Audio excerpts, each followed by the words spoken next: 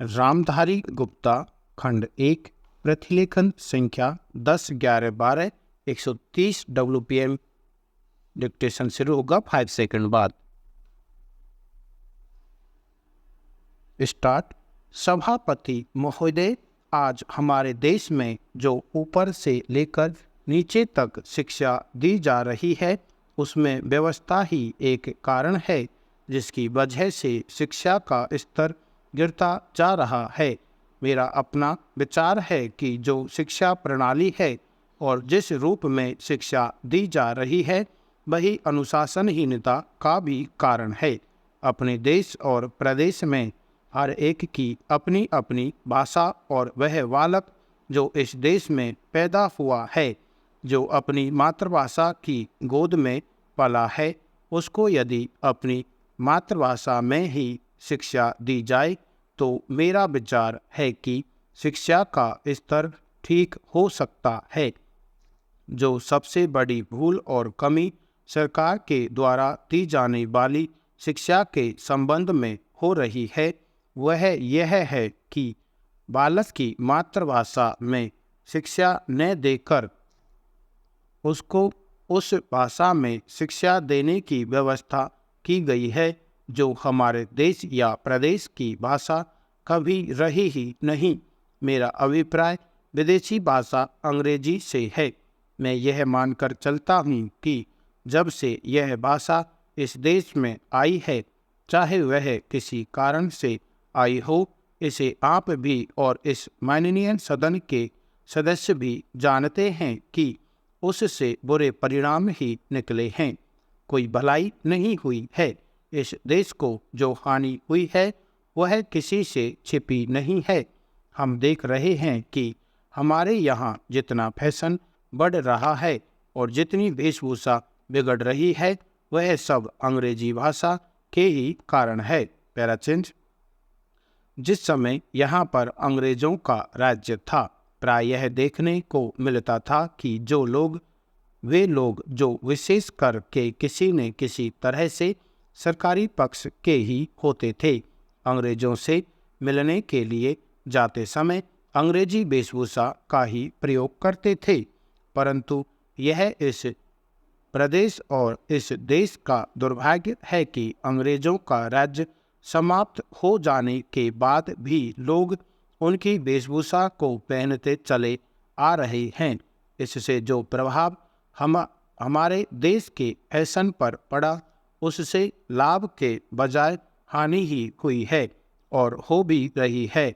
मेरा ऐसा विचार है कि अंग्रेजी वेशभूषा से इस देश को बहुत हानि हुई है। भारत की गौरवपूर्ण सभ्यता और संस्कृति के संरक्षण पर पर्याप्त ध्यान देने की आवश्यकता है। पैराचेंज। अध्यक्ष महोदय, मैं आपको एक बात और बतलाना चाहती हूँ और वह यह है कि कृषि विभाग को योजना आयोग ने बहुत गलत रास्ते में बिठा दिया है।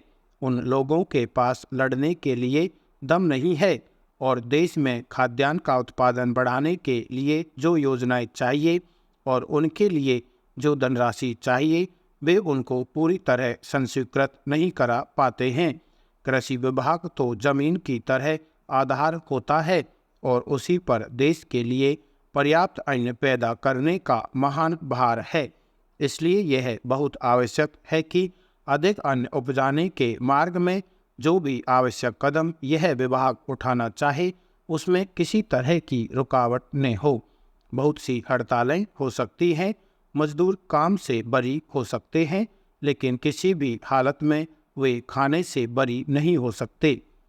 अब हम देखते हैं कि मिलों और कारखानों में हड़तालें हो जाती हैं, छुट्टी हो जाती है, तो आम काम के दिनों की अपेक्षा लोग उन दिनों में ज़्यादा खाना खाते हैं, ज़्यादा दावतें करते हैं। आज यह हमारे लिए यह सर्वाधिक महत्व का विषय है कि हमारा अन्न का उत्पादन उस गति से बढ़े ताकि हम अपनी खपत से अधिक उत्पादन कर उसका निर्यात कर सकें। पैराचेंज। सरकार तथा इस मंत्रालय के लिए यह समस्या एक बड़ा सिरदर्द पैदा कर रही है।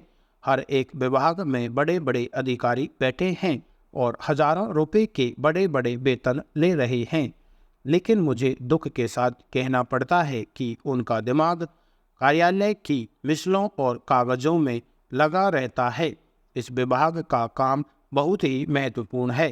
प्राकृतिक कोप के कारण जो समय समय पर हमारी फसलों को नुकसान होता है, इससे भी अपनी फसलों की रक्षा करने के लिए आवश्यक कदम उठाना इसके जिम्मे है।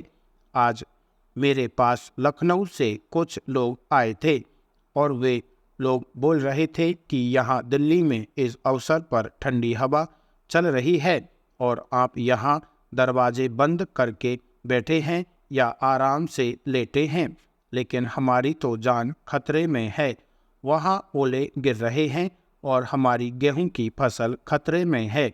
अब यह इस विभाग का काम है।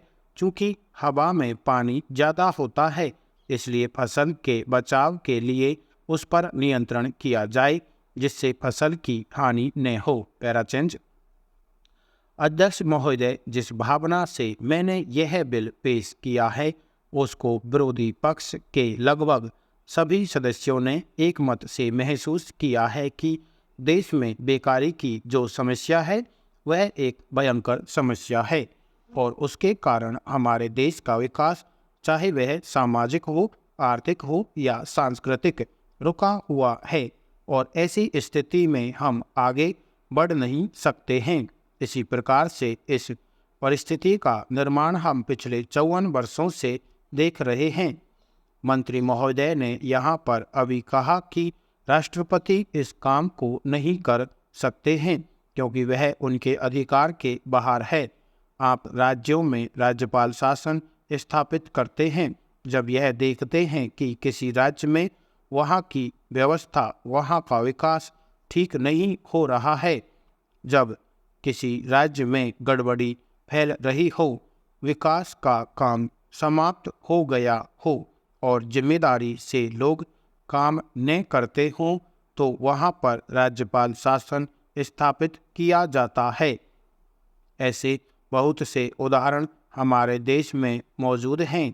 उसी प्रकार से हमारे राष्ट्रपति हैं और अगर देश में इस तरह की स्थिति वर्षों तक चले तो कोई कारण नहीं है आपात के रूप में राष्ट्रपति इस देश की सुरक्षा के लिए, इस देश की उन्नति के लिए जिम्मेदारी अपने हाथ में न ले सकें। हमारे भाइयों ने बहुत से उदाहरण दिए हैं कि राज्यों में संयुक्त सरकारें नहीं चलीं, लेकिन उसके पीछे राजनीतिक हथकंडे थे। अगर कोई राजनीतिक पार्टी जिम्मेदारी से काम नहीं करती तो विधान में यह स्पष्ट है कि राष्ट्रपति शासन अपने हाथ में लें। मैं एक उदाहरण देता हूं कि संविधान में आदिवासी हरिजनों के उत्थान के लिए प्रण किया गया था कि 10 वर्ष में उनकी सामाजिक तथा आर्थिक स्थिति को सुधार देंगे। पैराचेंज। लेकिन यह सरकार उसमें भी असफल रही।